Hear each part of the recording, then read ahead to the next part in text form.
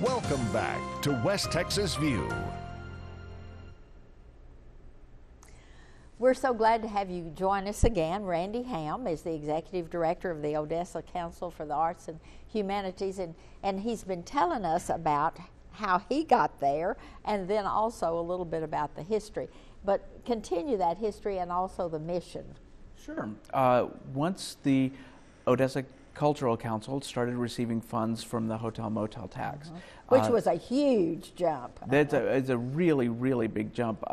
In fact, last year our budget went from $400,000 to $800,000, and that's money that we're putting back out into the community to fund arts organizations and to bring people together. Yes. One of the things about hotel motel occupancy tax is that when we grant money out to arts organizations, it's important that they not only contribute to the cultural education of the community, but also have to have a tourism component, which is so important for people in the Permian Basin. So we want my family from Fort Stockton to come. We want people from Pecos to come to Odessa. From Dallas. From Dallas. Anywhere you can think of. We want you to come and experience this wonderful cultural mecca out in the middle of the desert in West Texas. And so we exist to promote the arts and tourism in Odessa,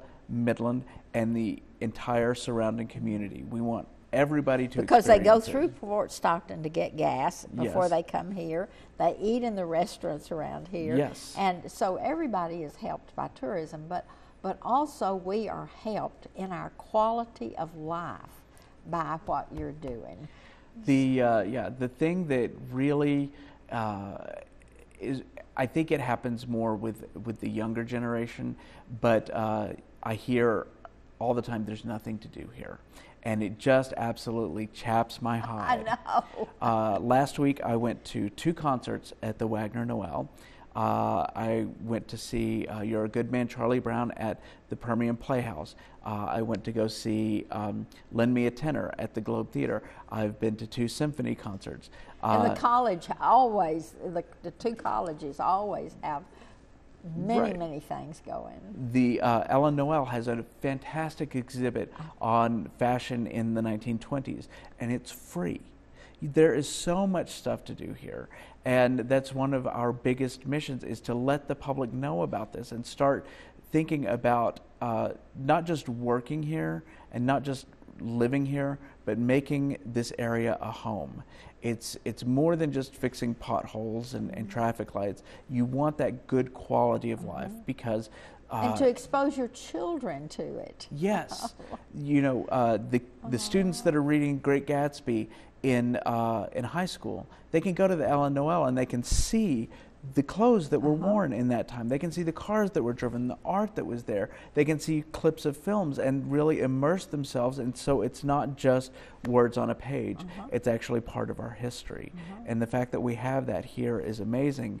And so I consider myself a cheerleader for the arts in the area. And it's a wonderful organization to be a cheerleader for because the organizations here are so passionate about what they do. And don't you find it really amusing when people come in from other parts of the nation, and especially of Texas, and say, wow, I'm surprised you've got a symphony. I'm surprised you've got colleges that have really outstanding theater departments. I'm surprised that you've got big community theaters, because I thought this was just kind of the rough and tumble part of our state. Right. People think of this area as football and oil. And football and oil are great. We got Friday Night Lights out of it, but we're so much more than that. You can go to a football game and go to a symphony concert. You can work in the oil field and go see a play. You can do all of those things and become a really well-rounded person. And you can go to a chamber orchestra, or you can go hear the Oakwood Brothers. Yes. Just all kinds of variety and distance in the quality of arts. Absolutely. I was just speaking to someone yesterday who had just moved here from Louisiana, and he came to my office just specifically to tell me how impressed he was with the culture that's in our area. So it's nice that the new people are moving here. I want to help remind the people that have grown up here too that we have this wonderful stuff. In your own backyard, you miss it. Yes, it's true. But one of the things that, in a nutshell then, do you have a mission statement? Yeah, our mission statement is to fund and promote arts and tourism in the Permian Basin. Good. That's what we do. And then I want us to go from there to talk about how you have formed partnerships and who some of them are. And then how do you reach out into the outlying areas? Well, I got to tell you, one of the great things about taking this position at this time is that we're in a great, wonderful transition to the next level. And we have been able to increase our partnerships with not only the Globe and the Playhouse and the Symphony and Cassatt and the Basin and Mark 10 Theatricals. We are now working with the Wagner Noel.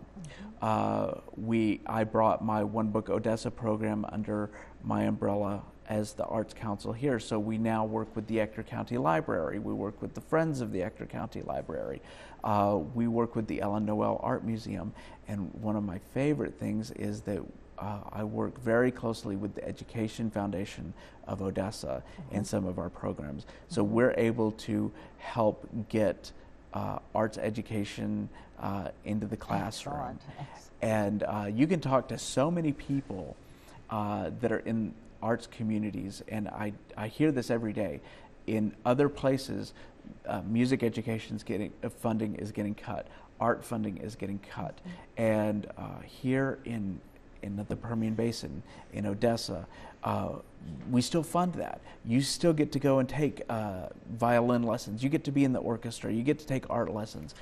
So we are really invested in the education of the arts education of our children, and it's wonderful that we get to help be a part of that. And the benefit is starting those young children with a great foundation. We have so much more to cover. We'll be back in just a minute and continue this conversation. Stay tuned. West Texas View will be right back.